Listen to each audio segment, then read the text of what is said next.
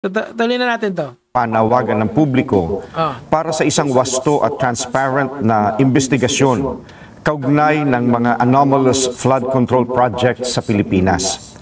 Dahil sa bilis at lawak ng media coverage, kapwa lokal at internasyonal, na nalikha ng naturang rally. Okay. Hindi na kinailangang abutin pa ng 3 araw upang makamit ang layunin na iparating ang mensahe na kami ay nananawagan para sa justice, accountability, transparency. Boss, una muna, bakit nyo pinagsalita yung mga politiko? Doon pa lang kasi, parang for me, hindi siya okay na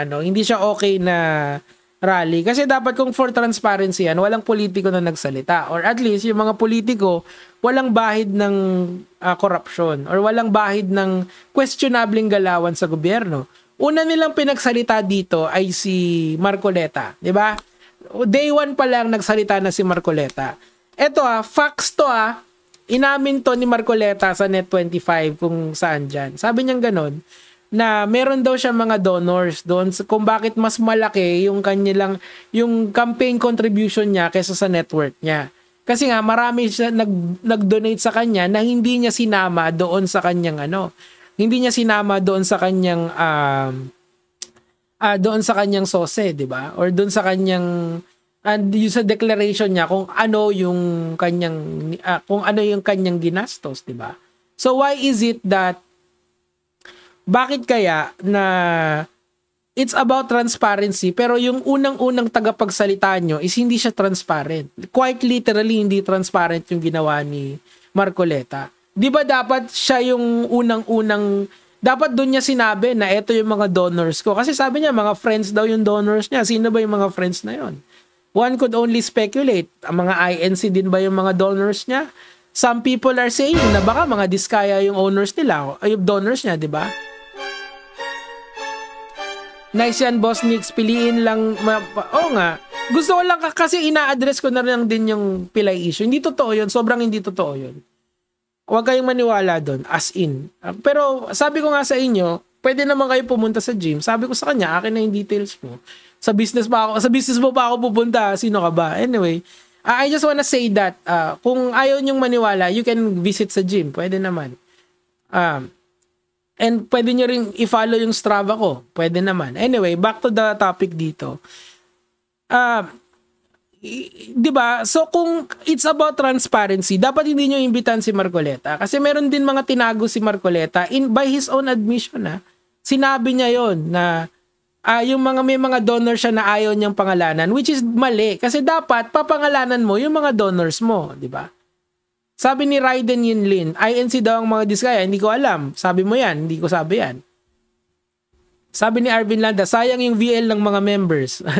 Well, at least may one day pa sila to recuperate. Kasi etong mga ganitong rally kasi, it's very taxing yan sa mga sangkatauhan. Meaning to say, mapapagod yung mga tao dyan. Pero yung mga boss naman, yung mga board members naman itong INC na to, nandun sila, sitting pretty sila. Wala naman sila dun sa mismong sa mismong rally. Bumababa dyan si Eduardo Manalo. Nandun ba siya? Di ba hindi naman? So, yung mga members ang ibibilad sa araw, babasahin sa tubig para ipakita yung transparency na yan. Okay.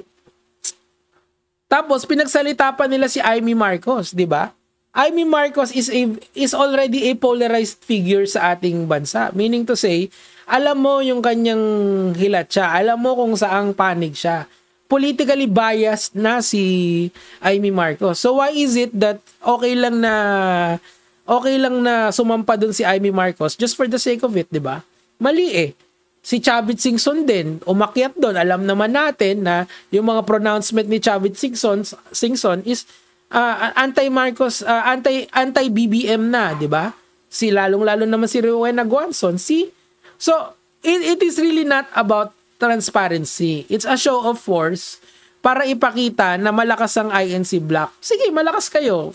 Take the 5%, take the 3% or 5% ng voting population. Given na yan. Sige. Pero, to say that this is transparency is total bull. Tingin ko, kalokohang malaki yun. 'Di ba? Anyway, tuloy na natin. Sabi ni Adrian dito, wala nang day 3 kasi sa speech ni Jaime, delikado pang third day. Malamang magkakagulo na or wala nang pupunta. Kasi kita na yung kulay eh.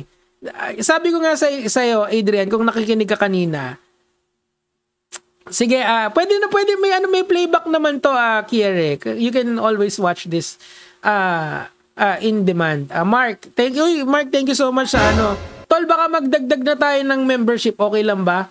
Sinasabayan ko sila Kulaong di ba?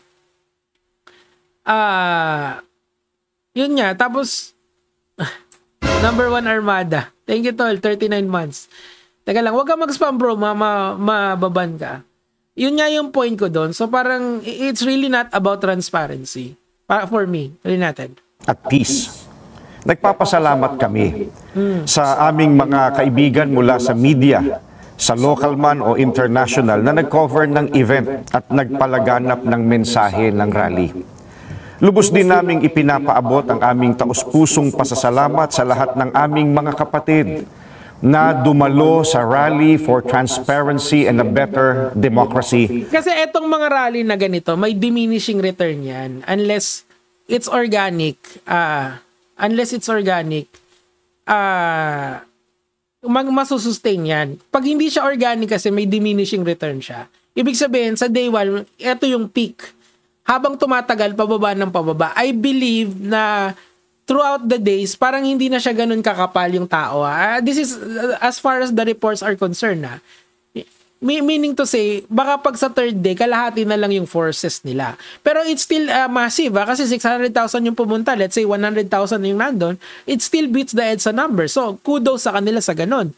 But I'm just saying kasi, hindi kasi siya ganun ka-organic Matagal na kasing hype up itong INC rally na to Remember, hindi lang mga INC ang nag-hype dito, pati yung mga DDS vloggers, di ba? Sila Banat Bay, sila Boss Dada, sila Joey, si Kiko Barsaga si Kiko Barsaga din umakyat doon. Pero ano nangyari? Wala. Dad na kasi si Kiko Barsaga ngayon Di ba? Thank you, Hype It. Rally na maayos, sabi ni Kirk dyan, rally na maayos sana sisingit politika. Exactly.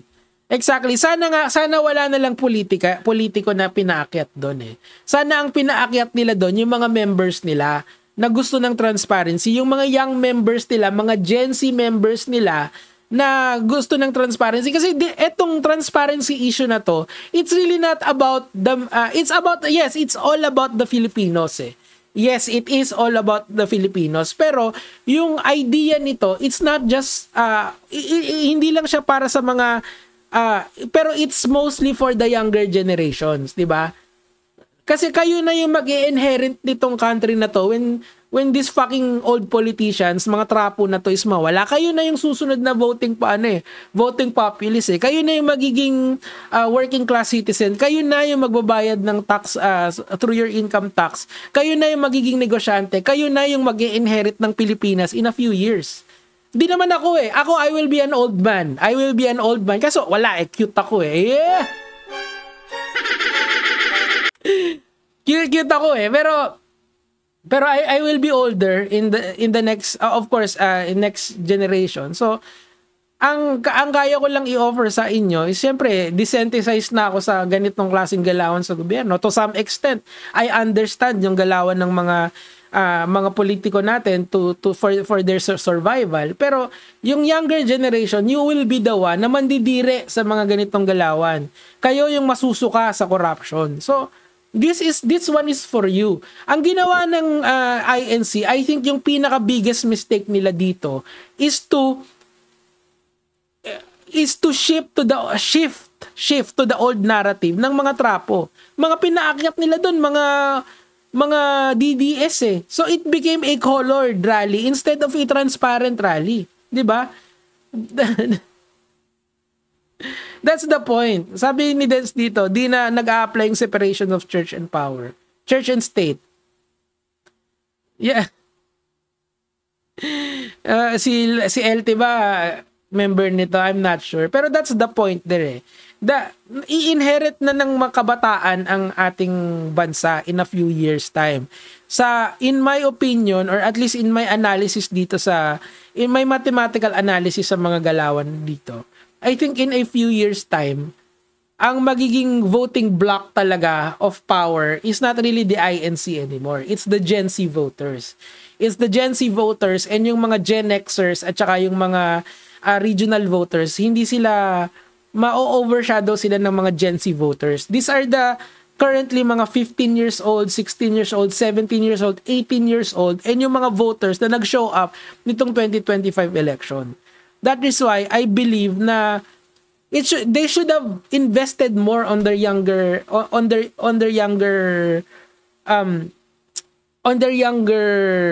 members. Kasi meron naman silang ganun yung mga batang members. Kunyari si Rapido, pinaakyat nila si Rapido, pinaakyat nila sila Christine Fulgar, di ba? These are all young people who actually wants accountability. Di ba? Ganun lang kasimple yun.